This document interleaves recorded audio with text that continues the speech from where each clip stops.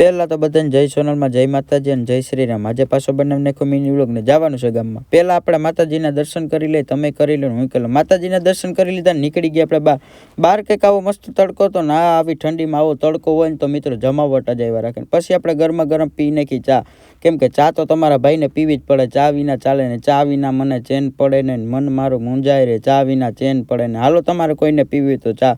પછી ચા બા ઠપકારી લીધે નીકળી ગયા આપણે બહાર, કેમ કે તમારા ભાઈ ધીરે ધીરે આપણે બહાર જઈએ ને દરવાજો ખોલ્યા ભેગો જ ભૂંડડો ભાટકી ગયો। આનું શું કરવું મિત્રો, જેને જોતા હોય ને એટલે લઈ જાવ। પછી મિત્રો ધીરે ધીરે આપણે ભૂંડડાને ભગાડી મૂક્યું, નીકળી ગયા આપણે બહાર નીકળી ગયા ને ઠપકારી લીધો આપણે માવો, કેમ કે માવો તો ખાવો પડે મિત્રો। હું માવો ખાવ ને મારા ઘરે ખબર નથી, એટલે આ વિડીયો કોઈ શેર ન કરવો। પછી મિત્રો આપણા ભાઈ શું કે ખીહર વહી ગઈ તો પતંગ ઉડાડતો હતો, પછી આપણો ભાઈબંધ ધીરે ધીરે જો આવતો હતો આપણે તેડવા।